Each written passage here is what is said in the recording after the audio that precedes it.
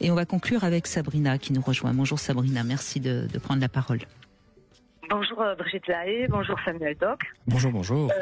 Bonjour. Bon là, je suis un peu stressée en fait.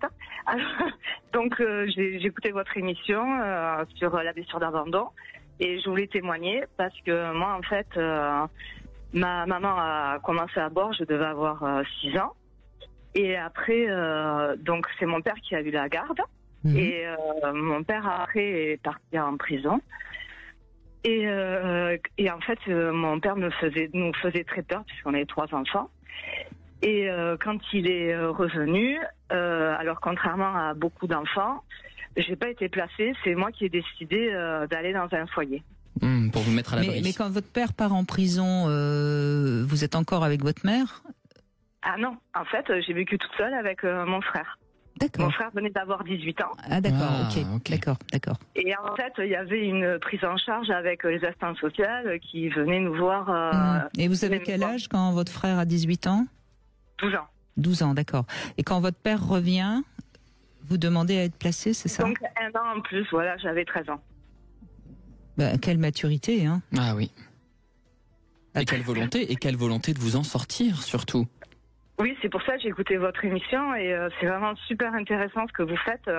Ça fait du bien au cœur quand on écoute des autres témoignages, les gens et excusez-moi, je suis vraiment émue quoi parce que merci.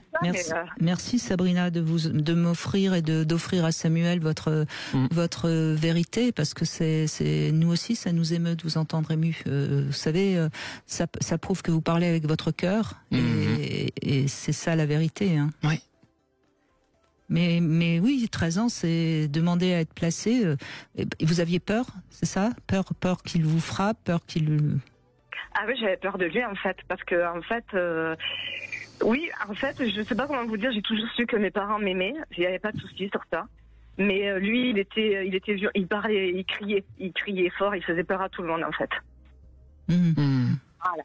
Et là, donc, ma maman est décédée cette année. Et là, mon père, il a 89 ans et il est. Et je sais pas, la dernière fois, j'ai téléphoné, j'ai voulu parler avec lui. Et du coup, on a reparlé de ça. Ah. Et là, il m'a dit qu'il était désolé de nous avoir laissés tout seuls. Et là, il m'a dit, mais pourquoi t'es parti ? Oh là là, mais il a toujours pas compris. Et alors, pourquoi est-ce qu'il a fait de la prison ? C'est des histoires d'argent. Qui devait être très grave. Oui, beaucoup d'argent. C'était il y a 30 ans. Hein. Oui, bien sûr. Mais donc votre frère qui avait 18 ans, il était protecteur ou il était... Ah ouais, il était très protecteur. C'était pour moi mon frère. C'est quand je suis partie au foyer, c'était vraiment un déchirement. Et moi, je pensais vivre avec lui, quoi, après. Ah oui. Mais c'est ce qui vous a certainement aidé à avoir cette maturité à 13 ans pour justement pour fuir la violence du père. Hein, et on peut comprendre aussi l'alcoolisme de votre mère si ce mari donc était aussi violent, parce que je suppose qu'il devait être assez odieux avec elle aussi. Oui. Après, avec l'alcoolisme, enfin, c'est tout un. J'ai écouté justement votre émission la dernière fois sur l'alcoolisme aussi. C'était très intéressant. Ah. Ouais. Avant le décès de votre maman cette année, est-ce que vous avez pu parler avec elle ? Alors oui, mais ma maman, elle était. Je sais pas comment dire. Elle était comme sur une autre planète, quoi. C'est-à-dire psychotique, par exemple, vous voulez dire ? Elle avait plus de contact avec la réalité ? Pas autiste, mais non, psychotique, c'est vous savez quand on développe une pathologie psychique et qu'on peut par exemple délirer, avoir des hallucinations, ne plus, vous voyez, la psychose. Est-ce que vous pensez qu'elle était malade ? Est-ce que vous pensez qu'elle était malade psychiquement ? Voilà le sens de ma question. Oui, elle était elle était malade psychiquement, mais après elle était toute seule, elle n'avait pas d'amis. Ah oui. Et après des fois elle se faisait des films quoi, puisque elle manquait de bon sens évidemment. Donc elle n'a pas pu vous apporter ces mots que vous auriez aimé qu'elle vous dise, n'est-ce pas ? Oui. Voilà. Oui. Et quand j'ai essayé de reparler de tout ça, elle bloquait. C'est comme si elle n'avait pas bu en fait. Oui, bien sûr. Voilà. Mais ça s'était pas passé, mais après dans ses yeux, j'ai toujours vu calmer. Mais je reviens sur ce que vous disiez au début, quand vous dites qu'au début elle nous donne de l'amour, quoi. Moi, je sais qu'elle m'a toujours aimé, en fait. Je sais pas comment vous dire. C'est ça peut-être qui m'a aidé. Bah oui, elle vous a certainement aimé. De toute façon, quand on est alcoolique, on fuit une réalité, mais ça veut pas dire pour ça qu'on n'est pas capable d'amour. Hein. Et j'aime bien parfois rappeler que la foi ou le foie, il y a un lien intéressant. Et quand on boit, on abîme son foie parce que on peut plus avoir la foi. Mais ce qui est important, oui, vous avez été aimé. Je pense que votre grand frère, vous a sécurisé aussi. Et puis vous avez su aussi vous aimer suffisamment pour vous sauver d'une situation qui aurait été peut-être difficile, parce que 13 ans c'est un âge important, hein, pour une jeune fille. C'est le moment où on commence à et puis peut-être que, je sais pas, dans les familles d'accueil, ou la famille d'accueil, vous avez trouvé quand même un peu de sécurité ou pas? Alors, c'était pas une famille d'accueil, c'était un foyer. En fait, on était 8 jeunes, hein, sur un groupe, en fait, dans une maison, oui. Et il y a 4 éducateurs qui tournent. Hein. Ah voilà, c'est ce dont je parlais avec Brigitte. Hors antenne, effectivement, il y a vraiment des problèmes. Et après... Enfin, oui, voilà. Pardon. Non, mais je crois, Sabrina, et on l'entend dans votre voix. Je sais pas quel âge vous avez, j'ai pas envie de le savoir. Ça me regarde, on s'en fout. Mais je pense que vous êtes devenue adulte très vite, et c'est ça qui est intéressant, c'est que vous avez grandi plus vite que la plupart des jeunes filles. Oui. Mais tout en gardant une grande vulnérabilité à l'égard de la perte, bien sûr. C'est-à-dire qu'on grandit trop vite, mais on garde un cœur d'enfant meurtri. Oui, c'est ça, tout à fait. Des fois, j'ai l'impression d'être un enfant, en fait. C'est mature sur certains points et très, très, très enfant blessé sur d'autres, hélas, Sabrina. Oui, c'est ça. Des fois, j'ai facilement la larme à l'œil. Mais accueillez. Des fois, j'ai l'impression d'être une enfant, exactement, ouais. Mais accueillez ça, Sabrina. Vous avez la force qu'il faut pour pouvoir l'accueillir maintenant. C'était peut-être pas possible il y a 10 ans, mais en plus votre mère est partie, donc c'est un moment important de devenir vraiment la femme que vous devez être. Et cette femme-là, elle a une force en elle. Hein. Vous l'avez depuis l'âge de 13 ans.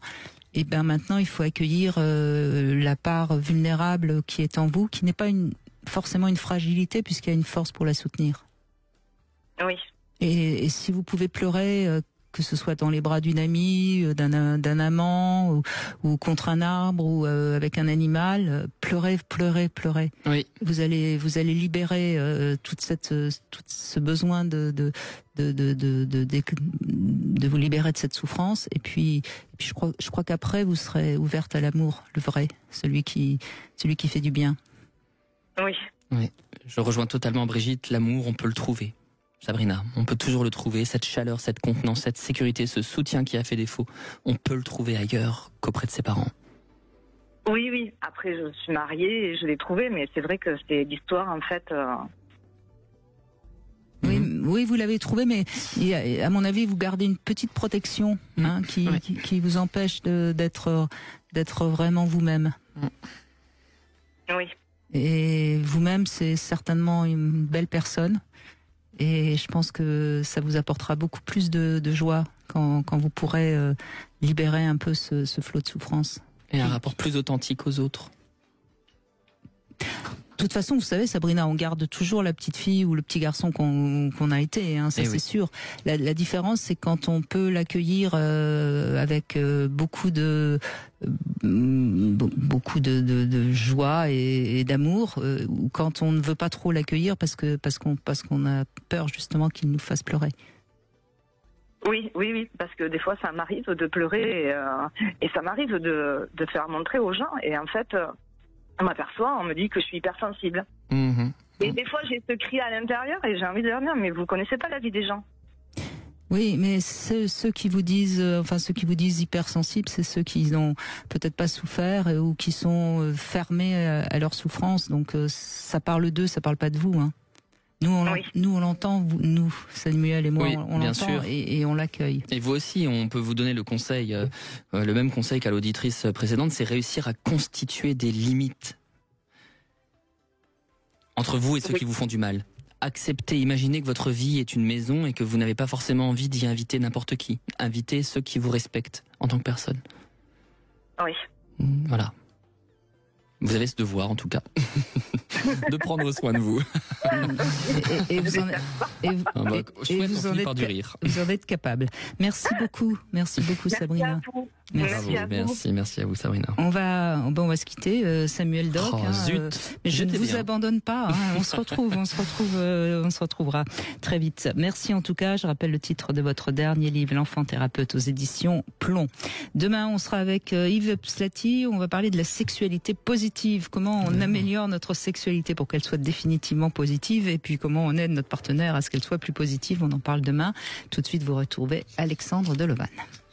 Sud Radio, votre attention est notre plus belle récompense.